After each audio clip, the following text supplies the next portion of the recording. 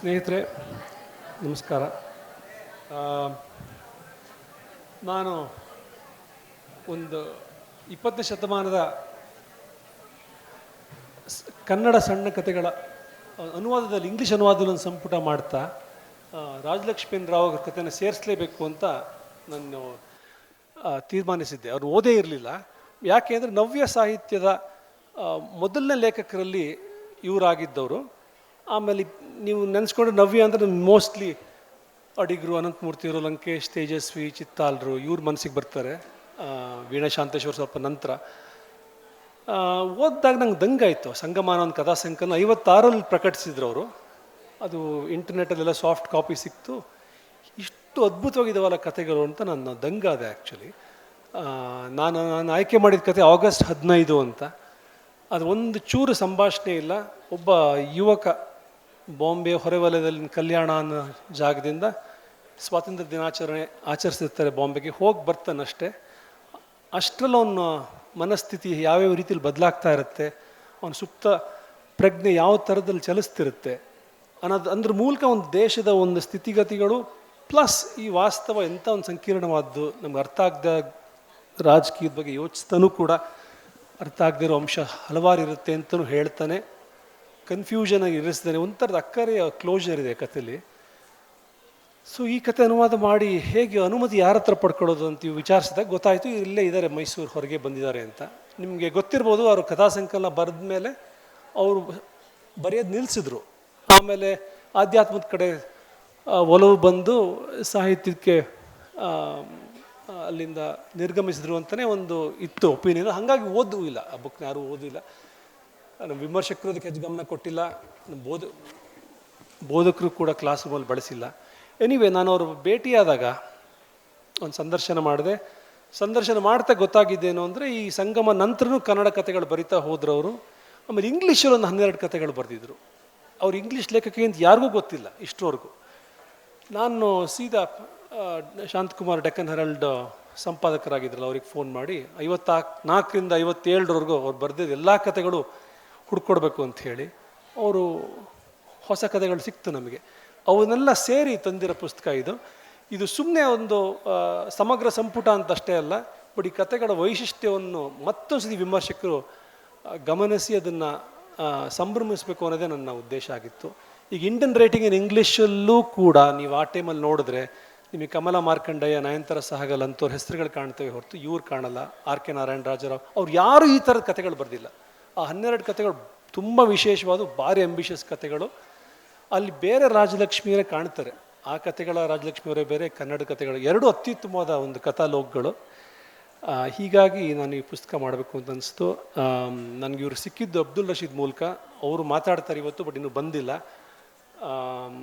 ವನಮಾಲ ವಿಶ್ವನಾಥ್ ಮತ್ತು ಮನು ಚಕ್ರವರ್ತಿ ಇಬ್ಬರು ಇಂಗ್ಲೀಷ್ ಪ್ರಾಧ್ಯಾಪಕರು ಆಗಿದ್ದರು, ಬಟ್ ಕನ್ನಡ ಸಾಹಿತ್ಯನೂ ಅಷ್ಟೇ ಚೆನ್ನಾಗಿ ತಿಳ್ಕೊಂಡಿದ್ದಾರೆ. ಇವರು 2 ಭಾಷೆಲೂ ಅತ್ಯುತ್ತಮವಾದ ಕಥೆಗಳು ಬರೆದಿರೋದ್ರಿಂದ ಇವರಿಬ್ಬರೇ ಸೂಕ್ತ ಅಂತ ಅನ್ನಿಸಿ ಅವರು ನಮ್ಮ ವೇದಿಕೆಯಲ್ಲಿದ್ದಾರೆ ಇವತ್ತು. ಅವರಿಬ್ಬರು ಬಂದಿರೋದು ನಮ್ಮ ಅದೃಷ್ಟನೇ. ರಾಜಲಕ್ಷ್ಮಿ ಬಂದಿರೋದಂತೂ ಇನ್ನೂ ಒಂದು ದೊಡ್ಡ ವಿಷಯ. ಅವರು ಹೊರಗೆ ಹೆಚ್ಚು ಹೋಗೋದೇ ಇಲ್ಲ. ನನ್ನ ಏಕಾಂತದಲ್ಲಿ, ನನ್ನ ಮೌನದಲ್ಲಿ ನಾನು ಹಾಯಾಗಿದ್ದೀನಿ ಅಂತ ಹೇಳ್ತಿರ್ತಾರೆ. ಆದರೂ ಇವತ್ತು ಬರಲೇಬೇಕು ಅಂತ ನಾವು ಹಠ ಹಿಡಿದು ಕರೆದ್ವಿ, ಬಂದಿದ್ದಾರೆ. So Mysuru lit festival thank you. ಇವತ್ತು ಲೋಕಾರ್ಪಣೆ ಮಾಡೋಕ್ಕೊಂದು ಅವಕಾಶ ಸಿಕ್ತು. ಆಮೇಲೆ ನಿಮ್ಮೆಲ್ಲರಿಗೂ ಈ ಚರ್ಚೆಯಲ್ಲಿ ಭಾಗವಹಿಸೋ ಒಂದು ಅವಕಾಶ ಸಿಕ್ಕಿದೆ. ಹಾಗೆ ಹೇಳ್ತಾ ವನಮಾಲ, ಥ್ಯಾಂಕ್ ಯು. 2ನೇ ಬಾರಿ ಇವತ್ತು ನಿಮಗೆಲ್ರಿಗೂ ಮತ್ತೆ ನಮಸ್ಕಾರ ಹೇಳ್ತಾ ಇದ್ದೀನಿ. ಇವತ್ತು ನಮಗೆ ಬಹಳ ವಿಶೇಷವಾದ ದಿನ. ಯಾಕಂದರೆ ಹೆಸರು ಮಾತ್ರ ಕೇಳಿದ್ವಿ ಅಲ್ಲಿ ಇಲ್ಲಿ ಅಪರೂಪಕ್ಕೆ, ಆದರೆ ಅವ್ರ ಬಗ್ಗೆ ಏನು ಗೊತ್ತಿರಲಿಲ್ಲ. ಅವರು ಇದ್ದಾರೆ ಅನ್ನೋದು ಕೂಡ ನಮಗೆ ಹೆಚ್ಚು ಅದರ ಬಗ್ಗೆ ಮಾಹಿತಿ ಇರಲಿಲ್ಲ. ಹಿಂದೆ ಒಂದು ಸಲ ನನಗೇನು ನೆನಪಾಗುತ್ತೆ ಅಂದರೆ, ಚೀನಾ ಮಂಗಳ ಅವರು ತಿರುಮಲಾಂಬ ಅವ್ರ ಬಗ್ಗೆ ಬರೀತಾ, ಕನ್ನಡ ಮಹಿಳಾ ಲೇಖಕಿಯರ ಬಗ್ಗೆ ಬರೀತಾ, ತಿರುಮಲಾಂಬ ಅವರು ಇಲ್ಲ ಅನ್ನೋ ರೀತಿಯಲ್ಲಿ ಒಂದು ಮಾತು ಹೇಳೇ ಬಿಟ್ಟಿದ್ರು. ಆಮೇಲೆ ಗೊತ್ತಾಯ್ತು ಅವ್ರಿಗೆ ಇಲ್ಲ ಅವರಿನ್ನೂ ಇದ್ದಾರೆ ಅಂತ. ಅದಕ್ಕೆ ಒಂದು ತಪ್ಪೊಪ್ಪಿಗೆಯ ರೀತಿಯಲ್ಲಿ ಅವರು ಮತ್ತೆ ಅವರನ್ನು ಅವರೆಲ್ಲ ಬರವಣಿಗೆಯನ್ನು ಇದು ಮಾಡಿ ಅವ್ರನ್ನೇ ಹೋಗಿ ಮಾತಾಡಿಸಿ ಮತ್ತೆ ಅವರಿಗೆ ಮನ್ನಣೆ ಸಿಗೋ ಹಾಗೆ ಒಂದು ಮಾಡಿ ಶಾಶ್ವತಿ ಅಂತ ಒಂದು ಮಹಿಳಾ ಅಧ್ಯಯನ ಕೇಂದ್ರವನ್ನೇ ಅವರು ತೆಗೆದು ಈ ಸಂಭ್ರಮಿಸಿದ್ರು.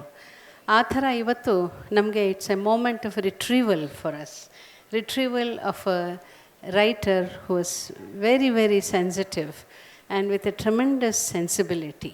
ಅವೆರಡೂ ಇದ್ದ ಒಬ್ಬ ರೈಟರ್ ನಮ್ಮ ನಡುವೆ ಇದ್ದಾರೆ ಇವತ್ತು. ಅದು ರಾಜಲಕ್ಷ್ಮಿ ಎನ್ ರಾವ್ ಅವರು. ಅವ್ರ ಬಗ್ಗೆ ಯೋಚನೆ ಮಾಡ್ತಾ ಇವರು ಇದು ಹುಟ್ಟಿದ ವರ್ಷ ನೋಡಿದ್ರೆ 1934. ಸೊ ಇವರ ಓರ್ಗೆಯವ್ರವ್ರು ಯಾರು, ಜೊತೆಯಲ್ಲಿ ಯಾರಿದ್ರು ಅಂತ ನಾವು ಯೋಚನೆ ಮಾಡಿದರೆ ಸ್ವಲ್ಪ ಈಗ ತ್ರಿವೇಣಿಯವರು 28 ಹುಟ್ಟಿದ್ದು. ಆದರೆ ತ್ರಿವೇಣಿಯವ್ರ ಪುಸ್ತಕ ಬಂದಿದ್ದು 1952. ಇವರು ಬರೆದಿದ್ದೂ ಸುಮಾರು 54, 53, 54, 54ರಿಂದ 57. ಸೊ ಆ ಪಬ್ಲಿಕೇಶನ್ ಡೇಟ್ ನೋಡಿದ್ರೆ ಇವರೆಲ್ಲ ಹೆಚ್ಚು ಕಮ್ಮಿ ಒಂದೇ ವಯಸ್ಸಿನಿಂದ ಅಲ್ಲ ನಾನು ಹೇಳ್ತಿರೋದು, ಪಬ್ಲಿಕೇಶನ್ ದೃಷ್ಟಿಯಿಂದ ಎಲ್ಲ ಒಂದು ರೀತಿಯಲ್ಲಿ ಪ್ಯಾರಲಲ್ಲಾಗಿ ಬರೀತಾಯಿದ್ರು. ಮತ್ತು ಎಚ್ ವಿ ಸಾವಿತ್ರಮ್ಮ ಅವರು ತುಂಬ ಮುಂಚೆನೇ ಹುಟ್ಟಿದ್ರೂ ಅವರ ಮೊದಲನೇ ಕೃತಿ ನಿರಾಶ್ರಿತೆ 1949ಕ್ಕೆ ಬಂತು. ಅಂದರೆ ನಾನೇನು ಇಲ್ಲಿ ಹೇಳ್ತಾ ಇದ್ದೀನಿ ಅಂತಂದರೆ, ಒಂದು ರೀತಿ ಇಂಗ್ಲೀಷ್ ಎಜುಕೇಷನ್ ಪಡ್ಕೊಂಡ ಹೆಣ್ಮಕ್ಳು ಮಹಿಳೆಯರು ಆಗ ಯಾವ ರೀತಿಯಲ್ಲಿ ಅದನ್ನು ಉಪಯೋಗಿಸ್ಕೊಂಡು ಅದನ್ನು ಯಾವ ರೀತಿಯಲ್ಲಿ ತಮ್ಮನ್ನು ತಾವು ಶೇಪ್ ಮಾಡ್ಕೊಳ್ಳೋದಕ್ಕೆ, ತಮ್ಮನ್ನು ತಾವು ರೂಪಿಸ್ಕೊಳ್ಳೋದಕ್ಕೆ ಬಳಸ್ಕೊಂಡ್ರು ಅನ್ನೋದು ಬಹಳ ಇಂಟ್ರೆಸ್ಟಿಂಗ್ ಆದ ಒಂದು ವಿಷಯ ಅಂತ ಅನ್ನಿಸ್ತು. ಈಗ ನಾವು ಯೋಚನೆ ಮಾಡ್ತಾ ಹೋದರೆ ಇವಾಗ ಇವರು ಅನಂತಮೂರ್ತಿ, ಶಾಂತಿನಾಥ್ ದೇಸಾಯಿ, ಲಂಕೇಶ್ ಅವರು ಇವರೆಲ್ಲ ಒಂದೇ ವಾರ್ಗಿನವ್ರು ಹೆಚ್ಚು ಕಮ್ಮಿ ಒಂದಷ್ಟು. ಆದರೆ ಅವ್ರ ಹಾಗೆ ಇವ್ರು ಬರೀಲಿಲ್ಲ. ಯಾಕೆಂದರೆ ಅವರೆಲ್ಲ ಕನ್ನಡದಲ್ಲಿ ಬರೆದ್ರೆ ಹೊರತು ಹೆಚ್ಚು ಇಂಗ್ಲೀಷಲ್ಲಿ ಬರೀಲಿಲ್ಲ ಆ ಲೇಖಕರೆಲ್ಲ. ಆದರೆ ರಾಜಲಕ್ಷ್ಮಿಯವರು ಕನ್ನಡದಲ್ಲೂ ಬರೆದಿದ್ದಾರೆ, ಇಂಗ್ಲೀಷಲ್ಲೂ ಬರೆದಿದ್ದಾರೆ. ಅದನ್ನು ನೋಡ್ತಾ ಹೋದಾಗ ನಾವು ಯಾರಿಗೆ ನಾವು ಹೋಲಿಸಿ ಅರ್ಥ ಮಾಡ್ಕೋಬಹುದು ಇವರ ವಿಶೇಷವನ್ನು ಅಂತ ನೋಡಿದ್ರೆ ನಮಗೆ ಸ್ವಲ್ಪ ಹೊಳೆಯೋದು ಎ ಕೆ ರಾಮಾನುಜನ್ ಅವರು ಮತ್ತು ರಾಮಚಂದ್ರ ಶರ್ಮಾ ಅವರು. ಅವರಿಬ್ಬರು ಎರಡೂ ಭಾಷೆಯಲ್ಲಿ ಬರಿತಾಯಿದ್ರು ಮತ್ತು ಟ್ರಾನ್ಸ್ಲೇಷನ್ ಮಾಡ್ತಾಯಿದ್ರು, ಇಂಗ್ಲೀಷ್ಗೂ ಮಾಡಿದ್ದಾರೆ ಇಬ್ಬರೂ. ಹಾಗಾಗಿ ಇವರು ಬೇಸಿಕಲಿ ಒಂದು ರೀತಿಯ ಹೈ ಮಾಡರ್ನಿಸಮ್ ಅಂತ ಯಾವುದನ್ನು ಹೇಳ್ಬೋದು. ಅದಕ್ಕೆ ಒಂದು ಉದಾಹರಣೆಯಾಗಿ ರಾಮಾನುಜನ್ ಅವರು, ಶರ್ಮಾ ಅವರು ಬರಿತಾಯಿದ್ರು. ಅದೇ ಒಂದು ಟ್ರೆಡಿಷನಲ್ಲಿ ಅಥವಾ ಅದೇ ಒಂದು ಸ್ಟೈಲ್ ಆಫ್ ರೈಟಿಂಗಲ್ಲಿ ನಮ್ಮ ರಾಜಲಕ್ಷ್ಮಿ ಅವರ ಬರಹವನ್ನು ನಾವು ಗುರುತಿಸಬಹುದೋ ಏನೋ. ಅಂದರೆ ಅವರು ಅಷ್ಟು ಒಂದು ರೀತಿಯಲ್ಲಿ ವಿಶಿಷ್ಟವಾಗಿ ಬರೀತಾ ಇದ್ದಿದ್ದು. ಈ ಹೈ ಮಾಡರ್ನಿಸಮ್ನ ಒಂದು ಗುಣ ಏನು ಅಂತಂದರೆ, ಈಗ ತ್ರಿವೇಣಿ ಅವರೆಲ್ಲ ಸ್ವಲ್ಪ ವಾಸ್ತವವಾದಿ ನೆಲೆಗಟ್ಟಿನಲ್ಲಿ ಕಥೆ ಹೊರಮುಖವಾಗಿ ಇರ್ತಾಯಿತ್ತು. ಅಂದರೆ ಏನು, ಹಿಂಗಾಯಿತು, ಅಲ್ಲಿ ಹೋದ್ವಿ, ಹಿಂಗಾಯಿತು, ಅದಾಯಿತು ಅಂತ ಒಂದು ಘಟನೆಗಳ ಮೂಲಕ ಕಥೆ ಬೆಳೆಸೋವಂಥ, ವಾಸ್ತವದಲ್ಲಿ ಅದನ್ನು ಇಟ್ಟು ನೋಡೋ ಅಂತಹ ಒಂದು ಪ್ರಯತ್ನ ಅವೆಲ್ಲ. ಆದರೆ ರಾಜಲಕ್ಷ್ಮಿಯವರ ಬರಹ ನಾನು ನೋಡಿದ ಹಾಗೆ ಆ ರೀತಿಯ ಒಂದು ಅದಕ್ಕಿಂತ ಭಿನ್ನವಾದ ರೀತಿ, ಯಾವುದನ್ನು ನಾವು ಇಂಟೀರಿಯಾರಿಟಿ ಅಂತ ಕರಿತೀವಿ, ಅಂದರೆ ಮನಸ್ಸಿನ ಒಳಲೋಕ ಯಾವ ಥರದ್ದು.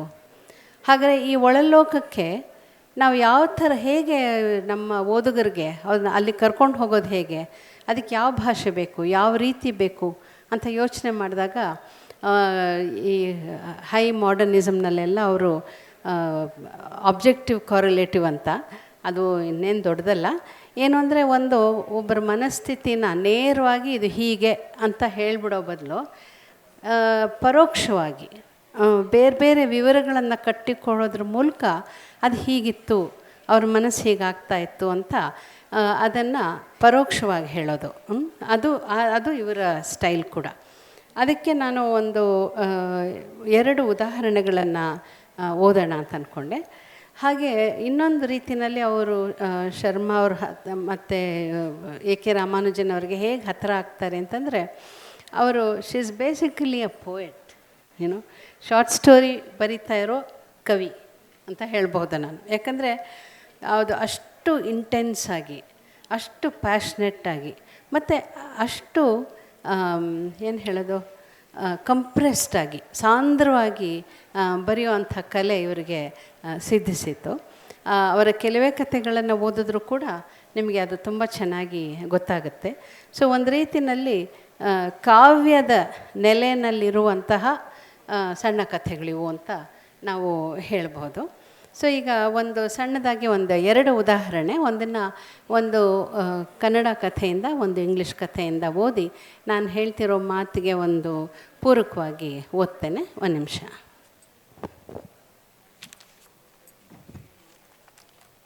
ಮತ್ತು ಇನ್ನೊಂದು ಸಣ್ಣ ವಿವರ ಏನು ಅಂತಂದರೆ, ಇವರ ಕಥೆಗಳಲ್ಲಿ ಈಗ 19-20 ವಯಸ್ಸಿನಲ್ಲಿ ಅವರು ಬರೆದಿದ್ದಾರೆ ಈ ಕಥೆಗಳನ್ನು.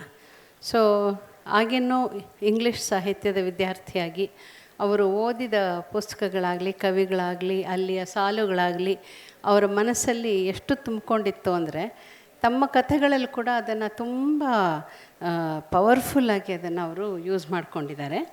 ಸಂಗಮ ಅಂತ ಟೈಟಲ್ ಸ್ಟೋರಿ ಇದು. ಅದರಲ್ಲಿ ಈ ರೀತಿ T.S. ಎಲಿಯಟ್ ನ ಫೇಮಸ್ ಲೈನ್ಗಳಿವು, ಸಾಲುಗಳಿವು. ಆ ಸಾಲುಗಳನ್ನ ಅವ್ರು ಹೆಂಗೆ ಬಳಸ್ಕೊಂಡಿದ್ದಾರೆ ಅಂತ ನೋಡಿ. ಇದರಲ್ಲಿ ಬೇಸಿಕಲಿ ಒಬ್ಬ ಗಂಡು ಅವನ ಮದುವೆ ಮಾಡ್ಕೊಂಡಿದ್ದಾನೆ. ಆದರೆ ಅವನ ಹೆಂಡತಿ ಬಗ್ಗೆ ಅವನಿಗೇನೋ ಒಂದು ಸಣ್ಣ ಒಂದು ಸಂಶಯ ಮನಸ್ಸಲ್ಲಿ. ಆ ಸಂಶಯ ಅವನನ್ನು ಕೊರಿತಾ ಇರುತ್ತೆ. ಆದರೆ ಅವಳನ್ನು ಕೇಳಕ್ಕೆ ಕೂಡ ಅವನಿಗೆ ಬಾಯಿಲ್ಲ. ಯಾಕೆಂದರೆ ಅವನೇ ಅದನ್ನು ಒಪ್ಕೊಳ್ಳಲ್ಲ. ಆ ಥರ ಕೇಳೋದು ತಪ್ಪು ಅಂತ ಅವನ ಮನಸ್ಸೇ ಅದನ್ನು ಒಪ್ಕೊಳ್ಳಲ್ಲ. ಆದರೆ ಆ ಪ್ರಶ್ನೆ ಇರೋದು ಮಾತ್ರ, ಸಂದೇಹ ಇರೋದು ಮಾತ್ರ ಸತ್ಯ. ಸೊ ಆ ಇಬ್ಬಂದಿತನನ ಅವರು ತುಂಬ ಚೆನ್ನಾಗಿ ಇದರಲ್ಲಿ ಹಿಡಿದಿದ್ದಾರೆ. ಗಡಿಯಾರದ ಕಡೆ ನೋಡಿದ, ಪತ್ರಿಕೆಯನ್ನು ಎದುರಿಗೆ ಹರಿವಿದ, ಕಣ್ಣುಗಳು ಯಾಂತ್ರಿಕವಾಗಿ ಕಪ್ಪು ಅಕ್ಷರಗಳ ಸಾಲಿನುದ್ದ ಹರಿಯತೊಡಗಿದವು. ತಂತಿಯ ಮೇಲೆ ನಡೆಯುವ ಜಪಾನಿ ಆಟಗಾರರಂತೆ. ಹಿಂದಿನಿಂದ ಇಂಗ್ಲೀಷ್ ಮಾತು ಕೇಳಿ ಬರುತ್ತಿತ್ತು. ರೇಡಿಯೋ ಕಾರ್ಯಕ್ರಮವನ್ನು ಪರಿಶೀಲಿಸಿದ. ಕಾವ್ಯದ ಬಗ್ಗೆ ಏನೋ ಉಪನ್ಯಾಸ. ವಿಶೇಷ ಆಸಕ್ತಿ ಇಲ್ಲದರಿಂದ ಮತ್ತೆ ಪತ್ರಿಕೆಯಿಂದ ಸುದ್ದಿಗಳನ್ನು ಸಂಗ್ರಹಿಸತೊಡಗಿದ. ಅಂದರೆ ಅವನು ಮನಸ್ಸು ಯಾವುದರಲ್ಲೂ ತೊಡ್ಕೊಳ್ಳೋಕ್ಕೆ ಸಾಧ್ಯ ಆಗ್ತಾಯಿಲ್ಲ ಅನ್ನೋ ಒಂದು ಸ್ಥಿತಿನ ಈ ವಿವರಗಳ ಮೂಲಕ ಅವರು ವರ್ಣಿಸ್ತಾ ಇದ್ದಾರೆ. ಇದ್ದಕ್ಕಿದ್ದಂತೆ ಕಾಗದದ ಹಾಳೆಗಳನ್ನು ತೂರಿ ಓದುತ್ತಿದ್ದವನ ಕಿವಿಯನ್ನು ಕೊರೆದವು ಸಾಲುಗಳು. Who is the third? ಬಿಗಿದ ತಂತಿ ಕಳಚಿ ತೆಗೆದಿಡಲ್ಪಟ್ಟಿತು. ಆಟಗಾರರು ಅದೃಶ್ಯರಾದರು. ತಲೆಯನ್ನು ಮೇಲಕ್ಕೆತ್ತಿ ರೇಡಿಯೋ ಕಡೆ ನೋಡಿದ. ನಿಮಿರಿದ ಕಿವಿ ಪದಗಳನ್ನು ಹೀರಿ ಜಾಗೃತವಾದ ಮಿದುಳಿನ ಮುಂದಿಟ್ಟವು. ಮಿದುಳು ಬೆಚ್ಚಿತು. ತಲೆಯ ಓಣಿಯಲ್ಲಿ ಸಾಲುಗಳು ಸಂಚರಿಸತೊಡಗಿದವು. ಯಾವ ಸಾಲು? Who is the third who walks always beside you? When I count there are only you and I together. But when I look ahead up the white road, there's always another one walking beside you, gliding wrapped in a brown mantle hooded. But who is that on the other side of you? ಅಂತ ಒಂದು ಹೇಳ್ತಾರೆ. ಆಮೇಲೆ ನಿರುದ್ಯೋಗಿ ತರುಣನಂತೆ ಕಾಲೆಳೆದುಕೊಂಡು ಸಾಗುತ್ತಿದ್ದ ಸಾಲುಗಳು ವೇಗವಾಗಿ ಹೆಜ್ಜೆ ಹಾಕತೊಡಗಿದವು. ಪದಗಳು ತಮಟೆಯೊಂದಿಗೆ ಸಾರುವ ಡಂಗುರುಗಳಾದವು. ಪ್ರಜಾಶಿಕ್ಷಣಕ್ಕಾಗಿ ರಸ್ತೆಯಲ್ಲೂ ತಿರುಗುವ ಸರ್ಕಾರಿ ವ್ಯಾನುಗಳಾದವು. ಜಾಹೀರಾತುಗಳನ್ನು ಬಿತ್ತರಿಸುವ ಮೋಟಾರುಗಳಾದವು. ಕಾಮನ ಹಬ್ಬದಲ್ಲಿ ಕೂಗಾಡುವ ಹುಡುಗರ ತಂಡಗಳಾದವು. ಕಡೆಗೆ ರಸ್ತೆಯಲ್ಲಿ ಇವೆಲ್ಲವೂ ಕೂಡಿಯೇ ಮೆರವಣಿಗೆ ಹೊರಟವು. ಬೀದಿಗಳ 2 ಬದಿಯಲ್ಲೂ ಇದ್ದ ಮನೆಗಳಿಂದ ಜನರು ಹೊರಬಂದು ಮೆರವಣಿಗೆಯನ್ನು ಸೇರಿದವರು ಜಗುಲಿಗಳ ಮೇಲೆಯೇ ನಿಂತು ಕೂಗಾಡಿದರು. Who is the third? Who is the third? ಮೂರನೇವರು ಯಾರು? ಅಂದರೆ ಅವನು ಒಂದು ಮನಸ್ಥಿತಿ, ಅದು ಹೆಂಗೆ ಶುರುವಾಗಿ ಅದು ಒಂಥರ ಅಬ್ಸೆಸಿವ್ ಆಗಿ ಆಗ್ತಾ ಹೋಗುತ್ತೆ ಅನ್ನೋದನ್ನು ತುಂಬ ಚೆನ್ನಾಗಿ ಈ ಪ್ಯಾಸೇಜ್ ಇದು ಹಿಡಿದಿಟ್ಟಿದೆ. ಅದೇ ಇಂಗ್ಲೀಷ್ನಲ್ಲಿ ನಾನು ಒಂದು ಓದೋದಾದರೆ ಇಲ್ಲಿ ಸ್ವಲ್ಪ ಬೇರೆ ಥರ. ನಾನಂತೂ ಈ ಥರದ್ದೊಂದು ವರ್ಣನೆನ ಧ್ವನಿ ಬಗ್ಗೆ, ಅವಳ ಧ್ವನಿ ಬಗ್ಗೆ ಒಂದು ವರ್ಣನೆ ಇದು. ಸೊ ಇಲ್ಲೇನಾಗಿದೆ ಅಂತಂದರೆ, ಅದು ಹಿಂದೆ ಹಾಗಿತ್ತು, ಈಗ ಆ ಸ್ಥಿತಿ ಇಲ್ಲ ಅನ್ನೋ ಒಂದು ಮಾತನ್ನು ಹೇಳಬೇಕಾಗಿದೆ. ಅದರ ವರ್ಣನೆ ಇದು. And her voice had changed too. It was now grown up, polished, confident. It was one of the first things in her to fascinate him. A voice all curves, a voice holding a caress in every syllable, a voice so rich, soft, full, warm, and intimate. A voice promising delight and oblivion. A voice that reminded one of all the luxurious, all the voluptuous things on earth. Swan down, feather bed, flower bouquet, velvet, peacock feather fan, ripe woman, autumn, ripeness. That was what he had thought on seeing her. Ripeness is all. But surely he didn't mean this sort of ripeness.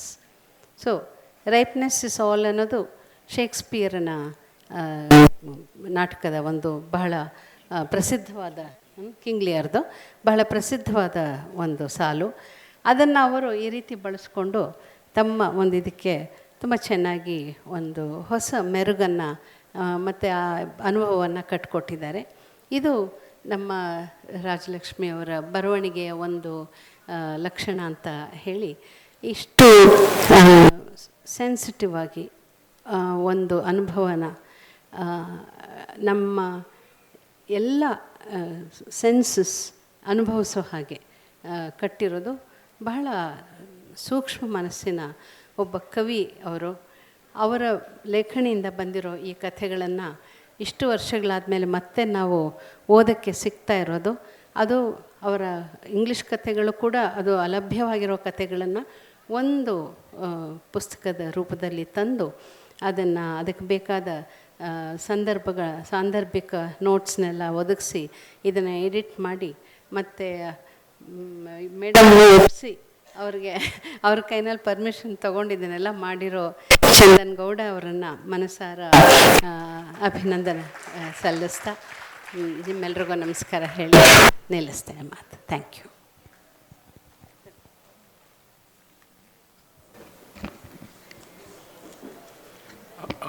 ಎಲ್ರಿಗೂ ನಮಸ್ಕಾರ. ನಾನು ಕನ್ನಡ ಮತ್ತು English ಎರಡರಲ್ಲೂ ಮಾತಾಡ್ತೀನಿ. ಮೊದಲು ಕನ್ನಡದಲ್ಲಿ ಮಾತಾಡ್ತೀನಿ, ಆಮೇಲೆ ಸುಮಾರಷ್ಟು ಇಂಗ್ಲೀಷ್ ಕಥೆಗಳಿರೋದ್ರಿಂದ ನಂತರ ಇಂಗ್ಲೀಷ್ಗೆ ಸ್ವಿಚ್ ಓವರ್ ಮಾಡ್ತೀನಿ. ಬಹಳ ಆಶ್ಚರ್ಯ ಅಂದರೆ ವನಮಾಲ ಅವರು ಹೇಳಿದ್ರು, 7 decades 7 ದಶಕಗಳಾದಮೇಲೆ ಈ ರೀತಿ ಡಿಸ್ಕವರಿ ಆಗ್ತಾ ಇದೆ ಅಂತಂದರೆ ಸ್ವಲ್ಪ ನಮ್ಮ ಕನ್ನಡ ಸಂಸ್ಕೃತಿ ನಾಗರಿಕತೆ ಬಗ್ಗೆ ಅನುಮಾನ ಹುಟ್ಟುತ್ತೆ. ಇನ್ನೂ ಬಹಳ ಆಶ್ಚರ್ಯ ಅಂದರೆ 2 huge volumes women writing in India ಅಂತ, ವಾಲ್ಯೂಮ್ 1 ವಾಲ್ಯೂಮ್ 2 1991 1993. ಎರಡನೇ ವಾಲ್ಯೂಮು 20th century ಬಗ್ಗೆ, ಒಂದು 700-800 ಪೇಜ್ ವಾಲ್ಯೂಮು. ರಾಜಲಕ್ಷ್ಮೀ ರಾವ್ ಅವರು ಬರೆದು ಆಗಲೇ 4 ದಶಕಗಳಾಗೋಗಿತ್ತು. ಕನ್ನಡದ ಅಡ್ವೈಸರ್ಸ್ ಕಣ್ಣಿಗೆ ಬೀಳಲಿಲ್ವಾ? And talking of women writing in India, 20th century writing, 4 decades, and you still don't notice a writer of this caliber, this stature. So ಅದರಿಂದ I think we should all be very grateful to Chandan. Congrats, Chandan. ಸುಮಾರು ಕಥೆಗಳಿವೆ, ಕಾಲಾವಕಾಶ ಕಮ್ಮಿ ಇರೋದ್ರಿಂದ ನಾನು ಒಂದು 7 ಕಥೆಗಳ ಕಡೆ ತಮ್ಮ ಗಮನ ಹರಿಸ್ತೀನಿ. ಅಂದರೆ ಎಷ್ಟು ವೈವಿಧ್ಯಮಯವಾಗಿದೆ ರಾಜಲಕ್ಷ್ಮೀ ರಾವ್ ಅವರ ಕಥಾ ಜಗತ್ತು. ಆಮೇಲೆ ಎಷ್ಟು ಆಶ್ಚರ್ಯಕರವಾದ ವಿಷಯಗಳನ್ನ, ಅನುಭವಗಳನ್ನ ಶೋಧಿಸ್ತಾರೆ ಅನ್ನೋದನ್ನು ಸಂಕ್ಷಿಪ್ತವಾಗಿ ನಿಮ್ಮ ಗಮನಕ್ಕೆ ತರಕ್ಕೆ ಇಷ್ಟಪಡ್ತೀನಿ. ಮೊದಲನೇ ಕತೆ ಮೈದಾಸ್ ಅನ್ನುವ ಕತೆ. ಅದು ವಿಜ್ಞಾನ ಮತ್ತು ಮನುಷ್ಯನ ಮಿತಿ ಇಲ್ಲದ ಅಧಿಕಾರ, ದುರಹಂಕಾರ, ಇದನ್ನು ಒಟ್ಟಾಗಿ ನೋಡುವಂಥ ಪ್ಯೂರ್ಲಿ ರೂಪಕದ ರೀತಿಯಲ್ಲಿ ಬರೆದಿರುವ ಕತೆ. ಪ್ಯೂರ್ಲಿ ಅಲಿಗಾರಿಕಲ್. ಅದನ್ನು ನಾವು ಲಿಟ್ರಲ್ ಆಗಿ ಓದೋಕ್ಕೆ ಸಾಧ್ಯವೇ ಇಲ್ಲ. ಈ ಕತೆ ಶುರು ಅಂದರೆ ಟೈಟಲ್ಲೇ ನಮ್ಮನ್ನು ಮೈಥಾಲಜಿಗೆ ತೊಗೊಂಡು ಹೋಗುತ್ತೆ, ಮಿತ್ಗೆ. The myth of king Midas, ಏನು ಮುಟ್ಟಿದ್ರೂ ಚಿನ್ನ ಆಗಂಥದ್ದು, ಬಂಗಾರ ಆಗಂಥದ್ದು. ಕೊನೆಗೆ ತನ್ನ ಮಗಳನ್ನೇ ಮುಟ್ಟಿದ್ರೆ ಮಗಳು ಬಂಗಾರ ಆಗೋಗುತ್ತೆ. ಇದನ್ನು ಆಧುನಿಕ ಕಾಲಕ್ಕೆ, to modern civilisation, where we witness the relationship, the very very I would say destructive relationship, civilizational destruction idu, the progress of science, of technology leading to the destruction, the possible destruction of the world. Idanna bichi ತೋರಿಸುವಂಥ ಕತೆ Midas in an allegorical frame. But ಇಲ್ಲಿ ಅಲಿಗರಿ ಮಿತ್ತು ಹೇಗೆ work ಆಗುತ್ತೆ ಅಂದರೆ ಅದನ್ನು ಇತಿಹಾಸದ ಜೊತೆ, modern civilisation, the threat that modern civilisation ಇದಕ್ಕೆ ಬೆಸೆಯೋದಿದೆಯಲ್ಲ, I think it's wonderful. ಕನ್ನಡದ ಸಂದರ್ಭದಲ್ಲಿ ಈ ಥರ ಕತೆ ಓದಿದಾಗ ನನಗೆ ಜ್ಞಾಪಕ ಬರೋದು, ಈ ಥರ ಎಕ್ಸ್ಪೆರಿಮೆಂಟ್ಸ್ ವೆಸ್ಟಲ್ಲಿ ಆಗಿತ್ತು. ಒಂದು 2-3 ಮಾತ್ರ ಎಕ್ಸಾಂಪಲ್ ಹೇಳ್ತೀನಿ. ಹಾಥಾರಂದು ಡಾಕ್ಟರ್ ಹೈಡೆಗರ್ಸ್ ಎಕ್ಸ್ಪೆರಿಮೆಂಟ್ ಅನ್ನುವ ಒಂದು ಕತೆ, H.G. ವೆಲ್ಸ್ ಇದನ್ನು ಮಾಡಿದರು. And the story of destruction, possible destruction, Mary Shelley, Frankenstein ಕತೆಗಳಲ್ಲಿ H.G. ವೆಲ್ಸ್, ಇದಕ್ಕೊಂದು ದೊಡ್ಡ ಪರಂಪರೆನೇ ಇದೆ. So to look at this relationship between science, knowledge, power, authority and the destructive nature of a combination, mindless use of all these things, ಇದನ್ನು ಒಂದು ರೂಪಕದಲ್ಲಿ ಹೇಳೋದಿದೆಯಲ್ಲ, metaphorical ಆಗಿ ಹೇಳೋದಿದೆಯಲ್ಲ, ಅಲಿಗಾರಿಕಲ್ ಆಗಿ ಹೇಳೋದಿದೆಯಲ್ಲ, I think it's one of the most outstanding features. ಇವತ್ತು ಎಲ್ಲರೂ ನಾವು ಆಂಥ್ರೋಪೋಸೀನ್ ಬಗ್ಗೆ ಮಾತಾಡ್ತೀವಿ, ಎಂಟ್ರೋಪಿ ಬಗ್ಗೆ ಮಾತಾಡ್ತೀವಿ, ಒಂದು ಕಥೆಯಲ್ಲಿ ಹಿಡಿಯೋದಿದೆಯಲ್ಲ, ಐ ಥಿಂಕ್ ಇಟ್ಸ್ ಫ್ಯಾಸಿನೇಟಿಂಗ್. ಅದರಿಂದ ಈ ಕತೆಗೆ ನಾನು ಫಸ್ಟ್ ರೆಫರೆನ್ಸ್ ಮಾಡಿದ್ದು. ಎರಡನೇದು, one of the most spiritual stories, ಆವ ಮರಿಯಾ ಅಂತಂದ್ಬಿಟ್ಟು. ಆ ಆವ ಮರಿಯಾ ಅದನ್ನು ಕಥೆನ ನಾನು ವೈಶಾಖ ಶುದ್ಧ ಪೂರ್ಣಿಮೆಯ ಕತೆ ಜೊತೆ ಇಟ್ಟು ಹೋಗ್ತೀನಿ. ಕಥೆಯ ಪ್ಲಾಟ್, ಕಥಾ ಸರಣಿ ಹಂದ್ರನ ಹೇಳಕ್ಕೆ ಹೋಗಲ್ಲ. ಬಟ್ ಆವ ಮರಿಯಲ್ಲಿ Christ becomes central. Christ, salvation for this world, but through music. Music as something that heals, prayer as something that heals. And prayer, prarthane ಅನ್ನೋದು, it brings about salvation for the individual. And ಒಂದು ವ್ಯಕ್ತಿಗೆ ಮೋಕ್ಷ, ಮುಕ್ತಿ ಅನ್ನೋದು, salvation ಅನ್ನೋದು ಸಿಗಂಗಿದ್ರೆ, ಅದು ಒಂದು ಬಹುಶಃ ಒಂದು ಸಿವಿಲೈಸೇಷನ್, ಒಂದು ನಾಗರಿಕತೆಗೂ ಲಭ್ಯವಾಗುವಂತಹ ಒಂದು ಮೋಕ್ಷ, ಮುಕ್ತಿ. ಏನು ಅಂತಂದರೆ, ಇಡೀ ಕಥೆಲಿ what is absolutely important is the references to music, especially requiem. Western classical ಮ್ಯೂಸಿಕಲ್ಲಿ ರೆಕ್ವಿಯಮ್ನ ಸ್ಯಾಲ್ವೇಷನ್ಗೆ ಬಳಸಿರೋದು one of the greatest composers, Wolfgang Amadeus Mozart. ಲಂಪಟ ಆಗಿದ್ದ ಅವನು, ಮಹಾಪೋಖ್ರಿ ಅಂತ ಹೇಳಬಹುದಾದರೆ ಅದನ್ನು ಹೇಳ್ಬೋದಾಗಿತ್ತು.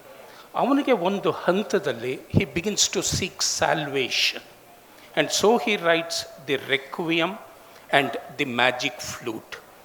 ಆ ರೆಕ್ವಿಯಮ್ಮು ಪದೇ ಪದೇ ಈ ಕಥೆಯಲ್ಲಿ, ಮತ್ತು credo, the kind of climax and prayer as healing, prayer as individual salvation, and individual salvation must be seen as salvation for a whole civilisation. ಅದು ಆವ ಮರಿಯಾ. ಎಷ್ಟು ನನಗೆ ಈ ಕತೆ ಅದ್ಭುತವಾಗಿದೆ ಅಂದರೆ, ಇದ್ದಕ್ಕಿದ್ದಂಗೆ ನನಗೆ ಕೆ.ಎಸ್. ನರಸಿಂಹಸ್ವಾಮಿ ಅವರು ಸಂಗೀತ, ಹಾಡು, ಕ್ರೈಸ್ಟ್ನ ಇಮೇಜನ್ನು ಚಿಕ್ಕ ಒಂದು ಕವನದಲ್ಲಿ ಉಪಯೋಗಿಸ್ತಾರೆ. ಡಿಸೆಂಬರ್ ಅಲ್ಲವೇ ಈಗ ಅಂತ. Many of us must keep going back to that poems. A very short poem by K S. Narasimhaswamy. Christ, the image of Christ, church, music, organ and salvation. ಇಲ್ಲಿ ಸಂಗೀತನ ಬರೋದು ಬೇರೆ ಒಂದು ರೀತಿಯಲ್ಲಿ. ಈ ಆವ ಮರಿಯಲ್ಲಿ ಕ್ರೈಸ್ಟ್ನ ಮೂಲಕ ಬಂದರೆ, ವೈಶಾಖ ಶುದ್ಧ ಪೂರ್ಣಿಮೆಯಲ್ಲಿ ಬುದ್ಧನ, the image of Buddha, salvation through the Buddha. And ಅಲ್ಲೂ ಕೂಡ music becomes very very important. In fact ಅಲ್ಲಿ ಮಧ್ಯಮಾವತಿನ ರಾಗದ ಹೆಸರನ್ನೇ ಕಥೆಯಲ್ಲಿ ನಾವು ನೋಡ್ಬೋದು. ಸೊ ಬಹಳ ಸುಲಭ, it's very easy to talk of religion, to talk of salvation, to talk of spirituality. But ಅನುಭವದ ನೆಲೆಯಲ್ಲಿ ತಾತ್ವಿಕವಾಗಿ ಸೈದ್ಧಾಂತಿಕವಾಗಿ we can always talk so much of religion and spirituality. But salvation ಅನ್ನೋದು ಬರಂಗಿದ್ರೆ, ಮೋಕ್ಷ ಮುಕ್ತಿ ಅನ್ನೋದು ನಮ್ಮಲ್ಲಿ ಅಂಕುರವಾಗಬೇಕಿದ್ರೆ ಅನುಭವದ ನೆಲೆಯಲ್ಲಿ ಮಾತ್ರ ಸಾಧ್ಯ, ದಿ ಎಕ್ಸ್ಪೀರಿಯನ್ಷಿಯಲ್ ಡೈಮೆನ್ಷನ್. ಅದರಿಂದ ಈ 2 ಕಥೆಗಳು ನಾನು ಜೊತೆಯಲ್ಲಿ ಇಟ್ಟು ನೋಡ್ತೀನಿ, ಆವ ಮರಿಯ ಮತ್ತು ವೈಶಾಖ ಶುದ್ಧ ಪೂರ್ಣಿಮೆ. ಬಟ್ ಗಮನಿಸಿ ಹೆಂಗೆ ಹೋಗುತ್ತೆ ರಾಜಲಕ್ಷ್ಮಿ ಅವರ ಕಥಾ ಜಗತ್ತು, ಆ ಪ್ರವಾಹ ಎಲ್ಲಿಂದ ಎಲ್ಲಿಗೆ ಹೋಗುತ್ತೆ ಅಂದರೆ ಆ ವ್ಯಾಪ್ತಿ ಇದೆಯಲ್ಲ, incredible. And it's this incredible journey that we must notice 7 decades later.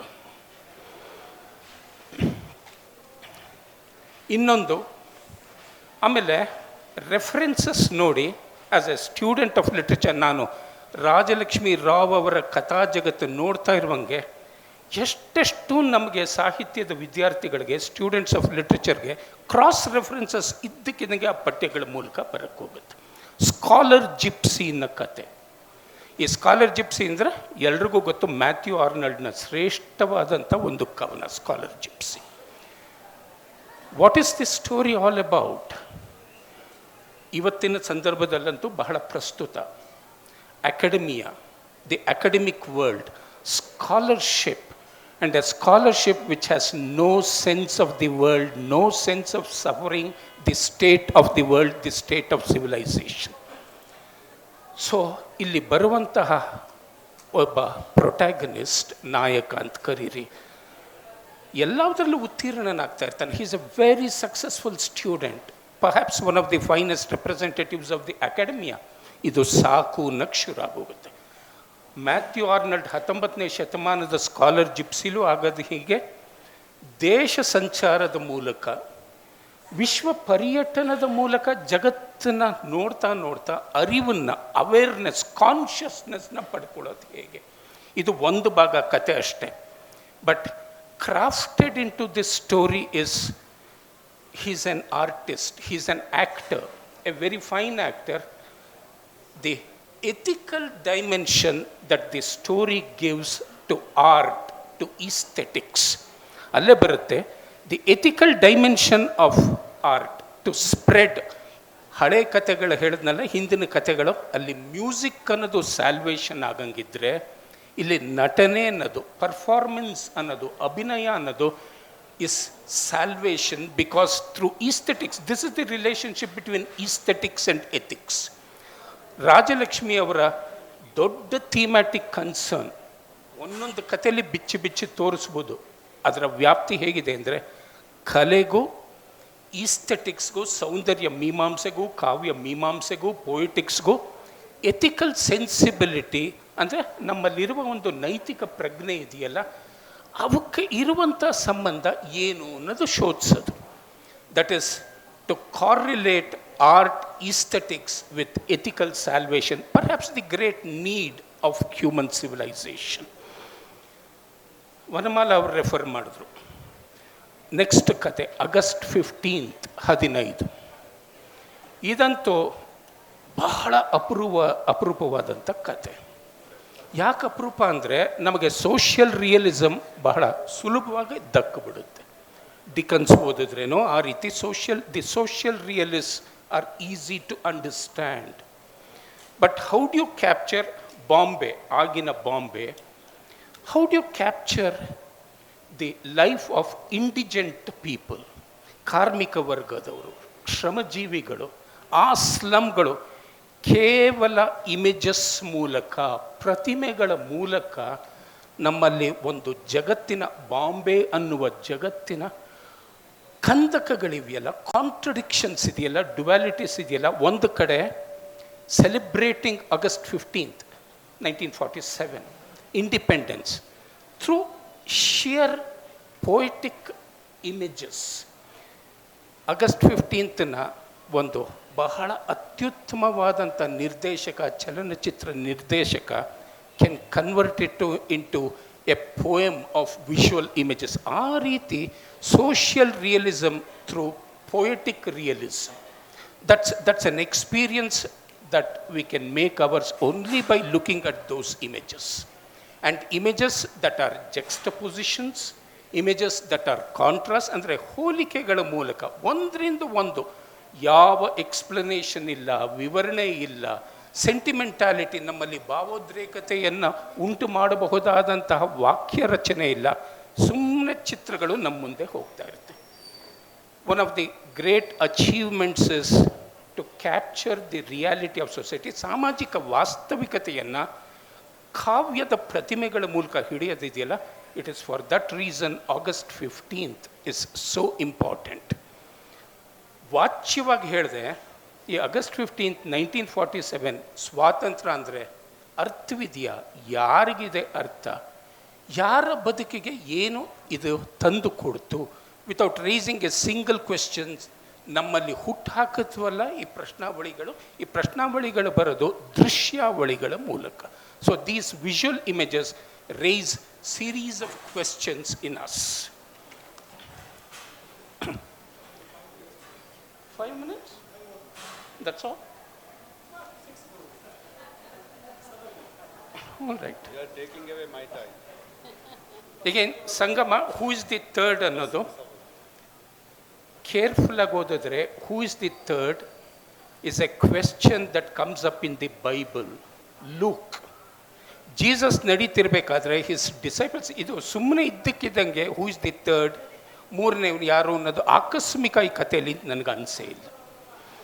ಜೀಸಸ್ಸನ್ನೇ recognise ಮಾಡಲ್ಲ, ಹೂ ಇಸ್ ದಿಸ್ ಥರ್ಡ್ ಅಂತ ಬೈಬಲಲ್ಲಿ ಬರುತ್ತೆ, ಸೇಮ್ ಸೆಂಟೆನ್ಸ್. ಸಸ್ಪಿಷನ್ ಅದನ್ನು ಎಲ್ಲಿಗೆ ಈ ಕಥೆಯಲ್ಲಿ ಬರುತ್ತೆ ಅಂತಂದರೆ a biblical, so I read it as an allusion. ಸಾಹಿತ್ಯದ ವಿದ್ಯಾರ್ಥಿಗಳು ಒಂದನ್ನು ಓದ್ತಾ ಇದ್ರೆ ಅದರ ಅಲ್ಯೂಷನ್ಸ್ ಎಲ್ಲೆಲ್ಲಿಗೆ ಅದು ಪ್ರವಾಹ ಹರಡುತ್ತೆ ಅನ್ನೋದು ನಾವು ನೋಡ್ತಾ ಇರ್ತೀವಿ. Doubt, suspicion.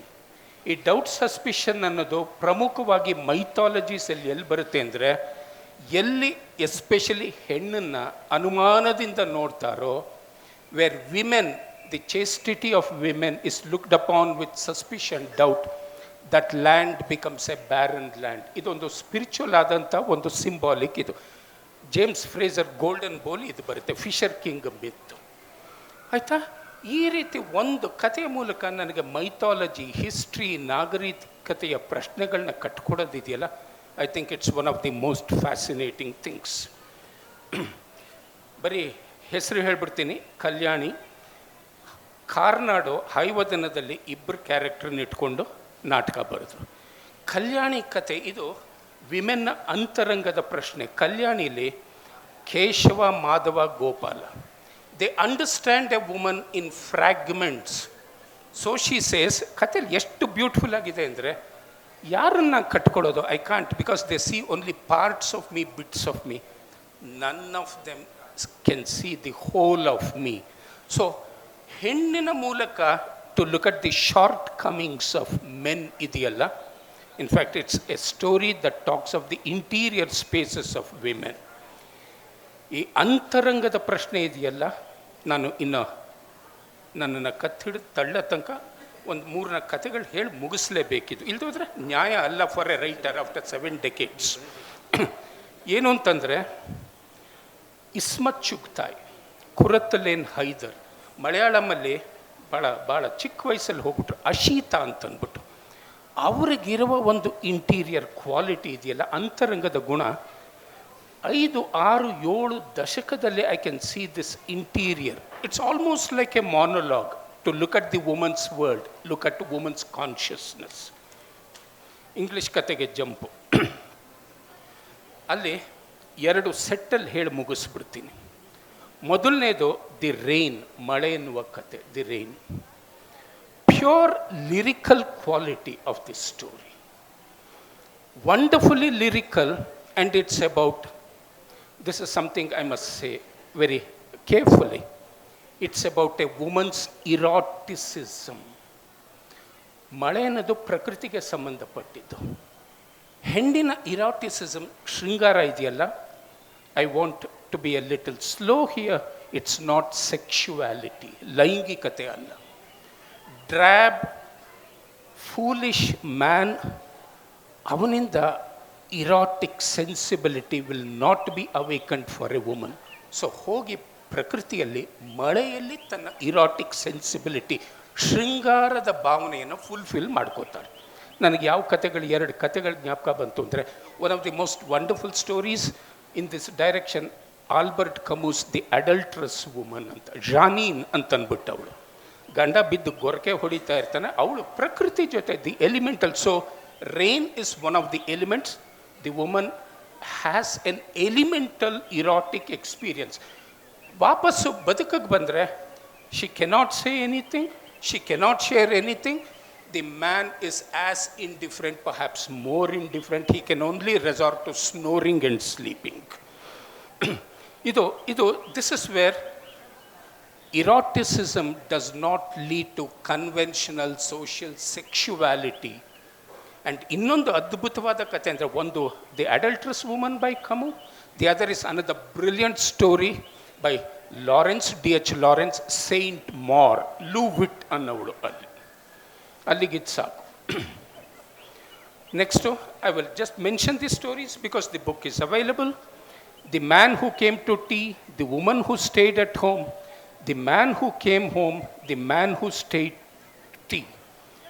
Most crucial vital for us is, ನಾವು ಎಕ್ಸಿಸ್ಟೆನ್ಷಿಯಲಿಸಮ್, ಅಸ್ತಿತ್ವವಾದ, existential ಅಂಗ್ಸ್ಟ್ ಮಾತಾಡ್ತೀವಲ್ಲ, all in relation to men, mail.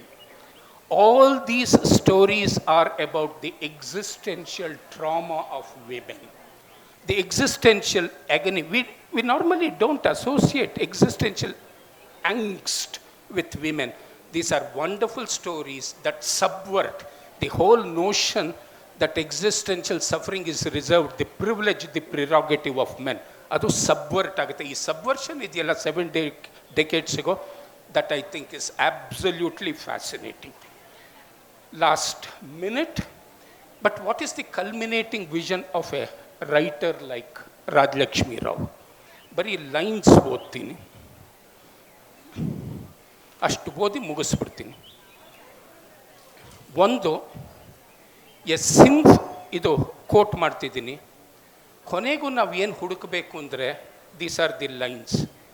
The great darkness of trees that reach out to the skies for salvation. The image of the great darkness of the trees that reach out to the sky for salvation. And a tree, its salvation, its darkness becoming ours. Innondu, what do we seek ultimately? The end of every relationship with oneself or with others or natures, she says in this story, is perhaps to reach saintliness. One is salvation through music, rain, and the darkness of the trees. The other is to touch saintliness, to experience saintliness. Elli saintliness so? And it is through history, the roar of reality, that one must find salvation through the senses, going beyond the senses. So ಇಂದ್ರಿಯಗಳ ಮೂಲಕವೇ ಜಗತ್ತನ್ನು ತಿರಸ್ಕರಿಸ್ತೆ, ಇಂದ್ರಿಯಗಳ ಮೂಲಕ ಇಂದ್ರಿಯವನ್ನು ದಾಟಿ ಮೋಕ್ಷಾನದಿದ್ದರೆ ಅನುಭವದ ನೆಲೆಯಲ್ಲಿ it's only that ಸೈಂಟ್ಲಿನೆಸ್. ಇನ್ನೂ 20 ನಿಮಿಷದಿತ್ತು, ನಿಲ್ಲಿಸ್ತಿದ್ದೀನಿ. ನಮಸ್ಕಾರ. ಎಲ್ರಿಗೂ ನಮಸ್ಕಾರ. ಆಕಾಶವಾಣಿಯಿಂದ ನಿವೃತ್ತಿ ಆದಮೇಲೆ ಸಮಯ ಪ್ರಜ್ಞೆ ಹೊರಟೋಗ್ಬಿಟ್ಟಿದೆ. ಹಾಗಾಗಿ ಮೊದಲೇ ಅಮ್ಮನ ಕಾಲಿಗೆ ಬಿದ್ದು ಕ್ಷಮೆ ಕೇಳಿದೆ. ಆಮೇಲೆ ಈಗ ಮಾತಲ್ಲಿ ಏನಾದರೂ ತಪ್ಪಾದರೂ ಕೂಡ ಅವರು ಕ್ಷಮಿಸ್ತಾರೆ ಅನ್ನೋ ಒಂಥರ ಒಂದು ನಂಬಿಕೆ ನನಗಿದೆ. ಯಾಕೋ ರಾಜಲಕ್ಷ್ಮಿ ಎನ್ ರಾವ್ ಅವರು ಕತೆ ಬರೆಯೋದನ್ನು ನಿಲ್ಲಿಸಿ ಸನ್ಯಾಸಕ್ಕೆ ಹೋಗಲಿಕ್ಕೆ ಭಾಳ ದೊಡ್ಡ ಕಾರಣ ನಮ್ಮ ವಿಮರ್ಶಾ ವಲಯ. ಆಗಿನ ಕಾಲದಲ್ಲಿ ರಾಜಲಕ್ಷ್ಮಿ ಕತೆಗಳನ್ನು ಬರಿತಾ ಇದ್ದಂಥ ಸಮಯದಲ್ಲಿ ಅವರ ತಲೆಮಾರಿನ ಸಾಹಿತ್ಯಿಕ ನೇತಾರರು, ವಿಮರ್ಶಕರು, ಇವ್ರ ಪಾಪ ಪುಟ್ಟ ಹುಡುಗಿ ದೊಡ್ಡ ದೊಡ್ಡ ಲೇಖಕರ ನಡುವೆ ಒಂಥರ ಮಿಂಚಿನ ಬಳ್ಳಿಯ ಹಾಗೆ ಓಡಾಡ್ತಾ ಬರಿತಾ ಇದ್ದ, ಬಹಳ ಚಟುವಟಿಕೆಯ ಕುತೂಹಲದ ತರುಣಿ, 18 ವರ್ಷ 20 ವರ್ಷದ ತರುಣಿ. ಕತೆ ಬರೆದು ತಗೊಂಡು ಹೋದರೆ, ಏನಮ್ಮ ಇದರಲ್ಲಿ ಏನೂ ಇಲ್ವಲ್ಲ, ಜೀವನ ಅನುಭವನೇ ಇಲ್ವಲ್ಲಮ್ಮ,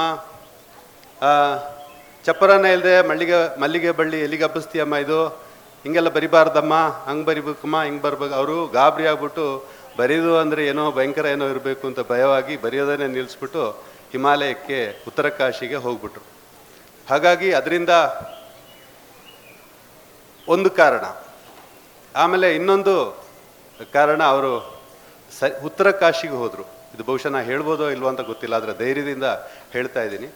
ಅಲ್ಲಿ ಎಲ್ಲೋ ಒಂದು ಕಡೆ ಒಂದು ಸಂಸ್ಕೃತ ಪಾಠಶಾಲೆ, ಆ ಸಂಸ್ಕೃತ ಪಾಠಶಾಲೆಯಲ್ಲಿ ಪಾಠ ಹೇಳ್ಕೊಡ್ತಾ ಇದ್ದ ಸಂಸ್ಕೃತದ ಗುರುಗಳು ಮಕ್ಕಳು ತಪ್ಪು ಮಾಡಿದ್ರೆ, ಒಂದು ಅಕ್ಷರ ತಪ್ಪು ಮಾಡಿದ್ರೆ, ಒಂದು ಉಚ್ಚಾರ ತಪ್ಪು ಮಾಡಿದ್ರೆ ಚಡಿಯಿಂದ ಮಕ್ಕಳಿಗೆ ಜೋರಾಗಿ ಹೊಡೆದ್ಬಿಟ್ಟು ಏಯ್ ಕಲೀರೋ ಅಂತೇಳಿ, ಅದು ಯಾವ ಭಾಷೆಯಲ್ಲಿ ಹೇಳ್ತಾ ಇದ್ರೆ ಗೊತ್ತಿಲ್ಲ, ಹೊಡೆದ್ಬಿಟ್ಟು ಆಮೇಲೆ ಆ ಕಡೆ ಕೂತು ಮಠದಲ್ಲಿ ಇಸ್ಪೀಟ್ ಆಡ್ತಾ ಕೂರ್ತಿದ್ರಂತೆ.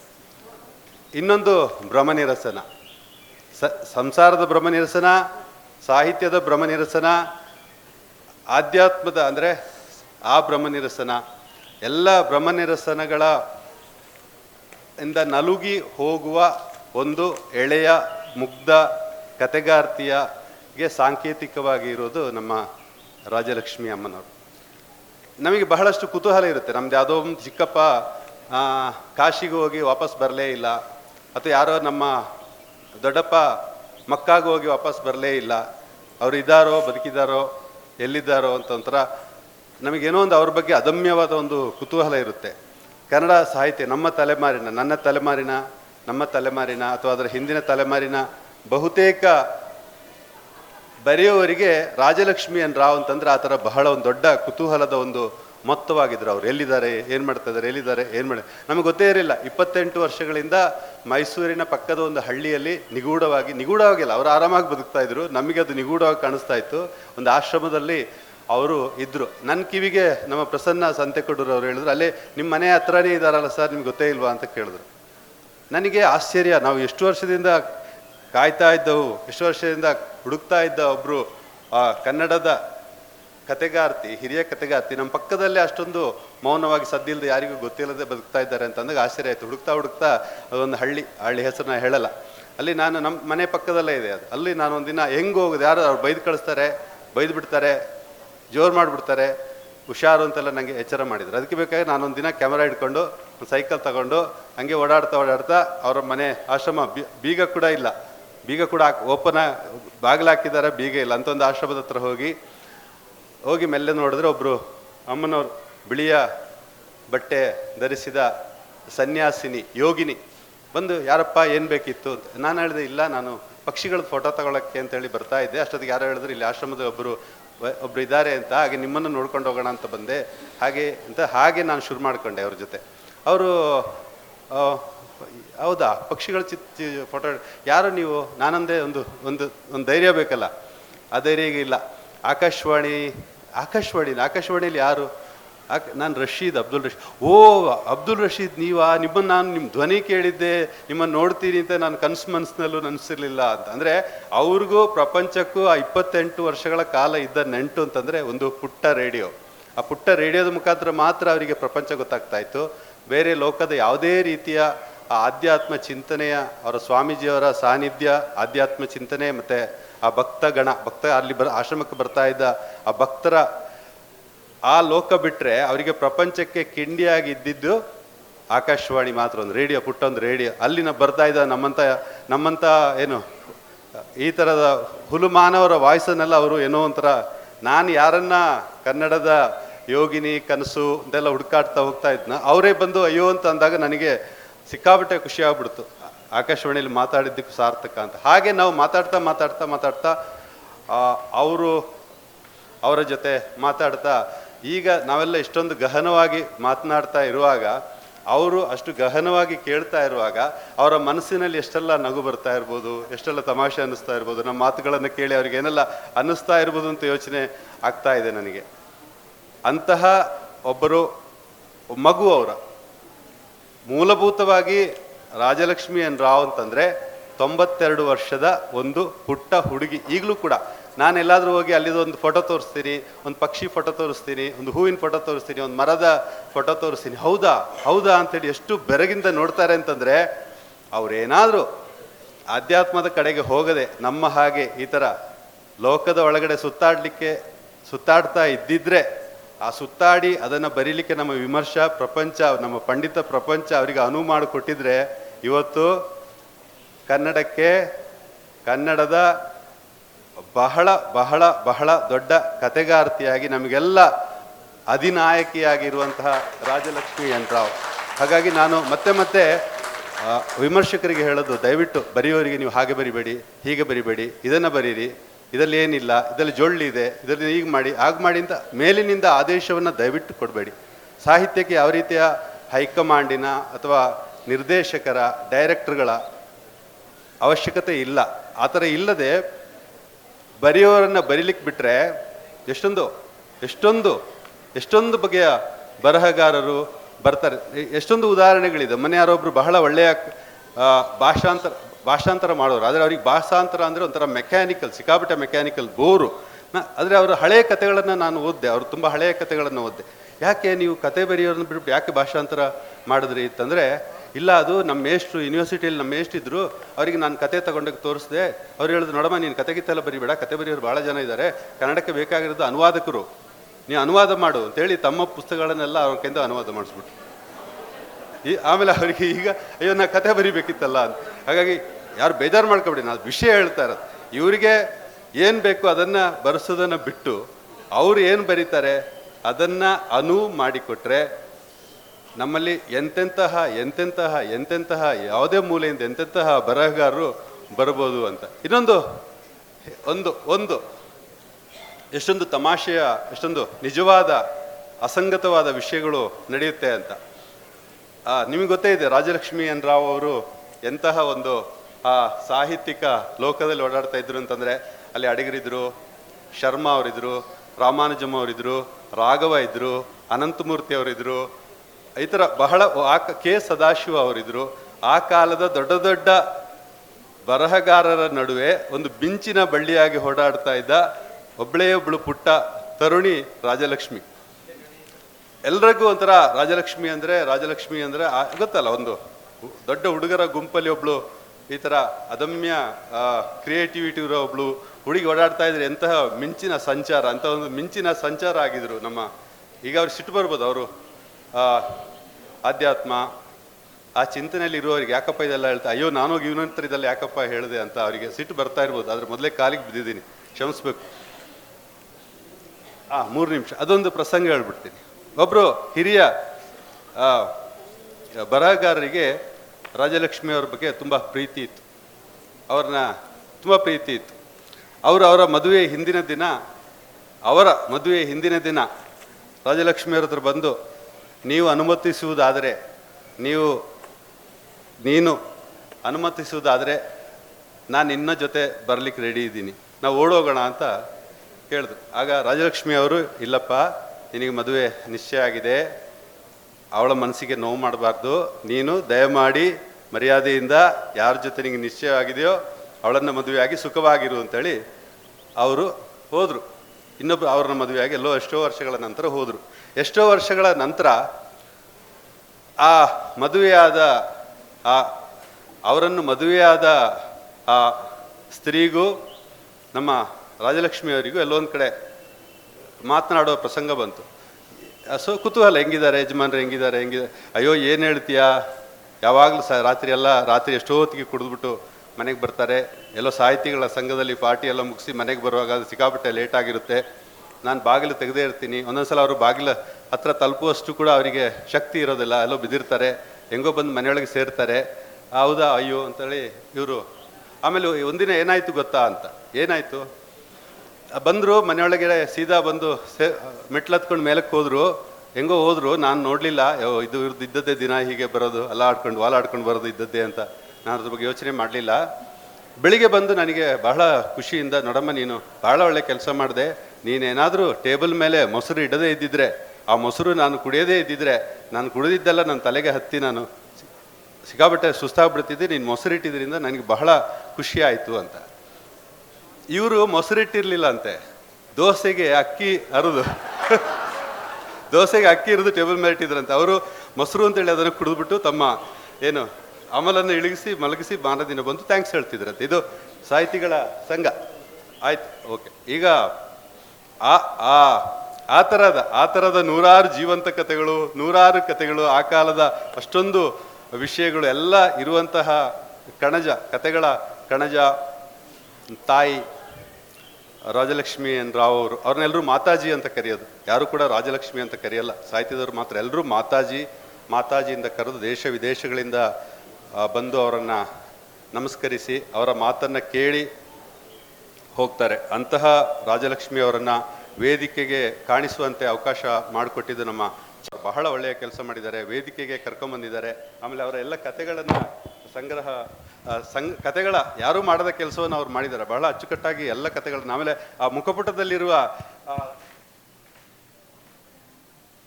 ರಾಜಲಕ್ಷ್ಮಿಯವರ ಈ ಫೋಟೋ ನೋಡಿ, ಆಗಿನ ಕಾಲದ ಆ ಬರಹಗಾರರು ನಡುವೆ ಮಿಂಚಿನಂತೆ ಸಂಚರಿಸ್ತಾ ಇದ್ದಂತಹ ಬರಹಗಾರ್ತಿ ಈಗಲೂ ಕೂಡ ಹಂಗೇ ಇದ್ದಾರೆ. ಅವರ ಮನಸ್ಸಿನೊಳಗೆ ಅದೇ ತರಹದ ಚಿಂತನೆಗಳು ನಡೀತಾ ಇರುತ್ತೆ, ಅಷ್ಟೇ ಖುಷಿಯಲ್ಲಿದ್ದಾರೆ. ಆದರೆ ಅದನ್ನ ಮೋಡ ಮುಸುಕಿದ ಚಂದ್ರನ ಹಾಗೆ ಆಧ್ಯಾತ್ಮದ ಮೋಡ ಅವರನ್ನು ಮುಸುಕಿದೆ. ಅದು ಒಳ್ಳೆಯದಕ್ಕೆ ಇರ್ಬೋದು. ಅಂತಹ ರಾಜಲಕ್ಷ್ಮಿ ಅವರಿಗೆ ಮತ್ತೊಮ್ಮೆ ಪ್ರಣಾಮಗಳನ್ನು ಸಲ್ಲಿಸಿ ತಡವಾಗಿ ಬಂದಿದ್ದಕ್ಕೆ ನಿಮಗೆಲ್ಲ ನಮಸ್ಕರಿಸಿ ನನ್ನ ಮಾತನ್ನು ಮುಗಿಸ್ತೀನಿ. ನಮಸ್ಕಾರ.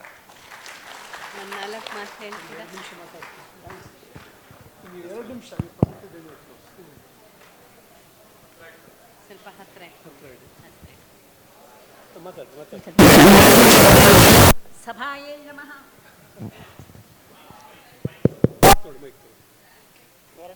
ಒಂದು ಇತ್ತಗಳ್ಳಿ ಸರಿ ಇದೆ. ಹತ್ರ ಇಟ್ಕೊಳ್ಳಿ. ಇನ್ನೊಂದ್ಸತಿ ಹೇಳ್ಬೇಕಾ? ಸಭಾಯೇ ನಮಃ. ಬೇಡ. ಪಬ್ಲಿಕ್ ಸ್ಪೀಕಿಂಗ್ ಅಭ್ಯಾಸವೇ ಇಲ್ಲ. ಅಡಿಗರ ಪಾಪ ಸ್ವಲ್ಪ ಕೋಚ್ ಮಾಡೋಕ್ಕೆ ನೋಡಿದ್ರು, ಅದೇನು ಸಕ್ಸಸ್ಫುಲ್ ಆಗಲಿಲ್ಲ. ಅದರಿಂದ ಇದು ಪಬ್ಲಿಕ್ ಸಭೆಯನ್ನೇ ಉದ್ದೇಶಿಸಿ ಮಾತಾಡ್ತಿರೋದು ಇದೇ ಮೊದಲು. ಅದರಿಂದ ನಿಮಗೆಲ್ಲ ಮೊದಲು ಸಭಾಯೇ ನಮಃ ಅಂತ ಮನ್ನಣೆ ಕೇಳಿಕೊಂಡು ಆಮೇಲೆ ಮುಂದುವರಿಯೋಣ ಅಂತ ಅನ್ಕೋತಾ ಇದ್ದೀನಿ. ನ್ಯಾಯವಾಗಿ ನೋಡಿದ್ರೆ ನನ್ನ ಸ್ಥಳ ನಿಮ್ಮ ಜೊತೆ, ಆದರೆ ವ್ಯವಸ್ಥಾಪಕರ ತಪ್ಪು ತಿಳುವಳಿಕೆಯಿಂದಾಗಿ ನನ್ನ ವೇದಿಕೆ ಮೇಲೆ ಕೂರಿಸಿದ್ದಾರೆ. ಆಯಿತು, ಪ್ರತಿಭಟಿಸಿ ಪ್ರಯೋಜನವಿಲ್ಲ ಅಂತ ಗೊತ್ತಾಯಿತು. ಕಾಲ ಸ್ವಲ್ಪ, ಅದರಿಂದ ಸಮಯ ವ್ಯರ್ಥ ಮಾಡೋದು ಬೇಡ ಅಂತಂದ್ಬಿಟ್ಟು ನಾನು ಇಲ್ಲೇ ಕೂತ್ಕೊಂಡಿದ್ದೀನಿ. ಕ್ಷಮೆ ಇರಲಿ. ಸಹೃದಯರು ತಮಗೆ ತೋಚಿದ್ದು ಪಾಪ ಹೇಳ್ತಾ ಇದ್ದಾರೆ. I always introduce myself as semi blind, semi deaf, semi invalid, but heart and head are okay still.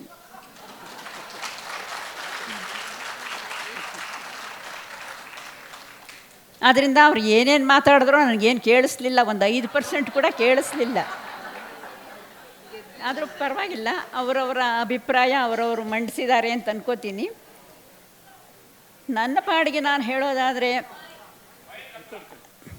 I am amused at the chit of the girl 70 years back who wrote avidly and fervently, and I am also amused at this ancient of 90 and a half.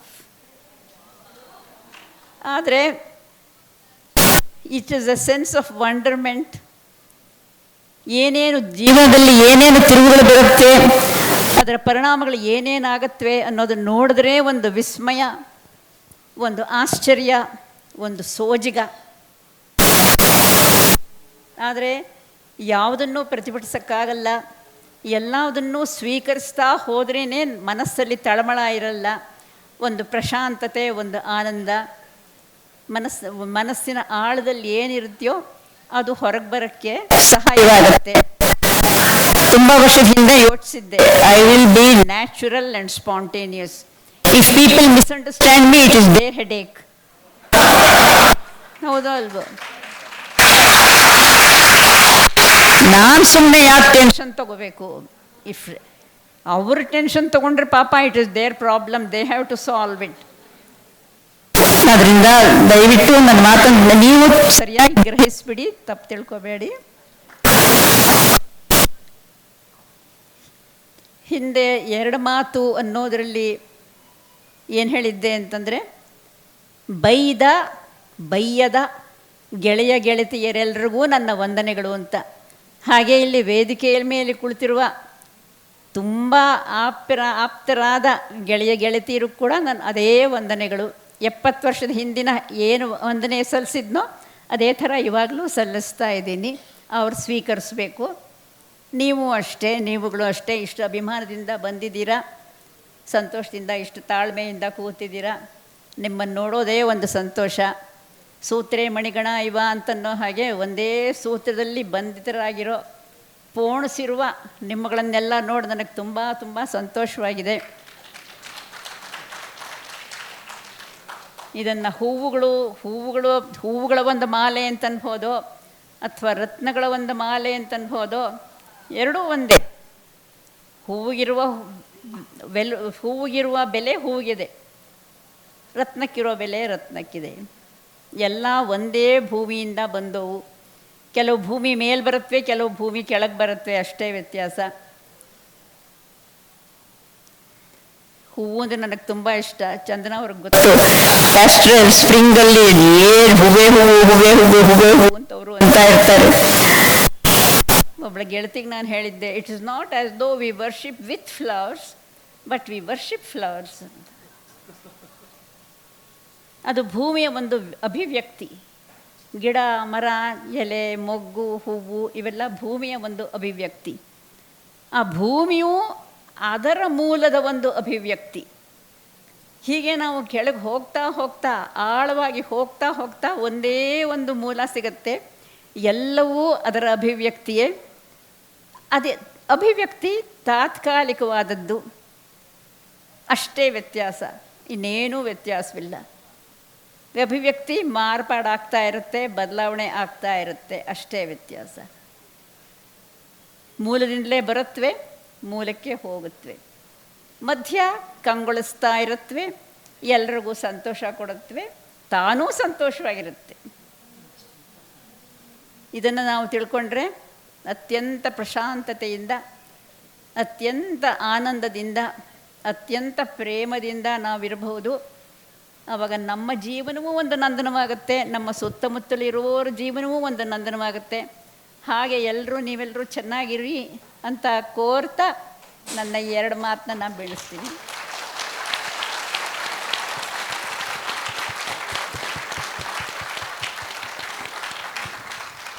Thank you. ವೇದಿಕೆ ಮೇಲವರೆಲ್ಲ ಸ್ನೇಹಿತರಿಗೂ thanks. ಬೇರೆ ಬೇರೆ ಥರದ ಪ್ರತಿಕ್ರಿಯೆಗಳನ್ನ ಹಂಚ್ಕೊಂಡಿದ್ದಾರೆ.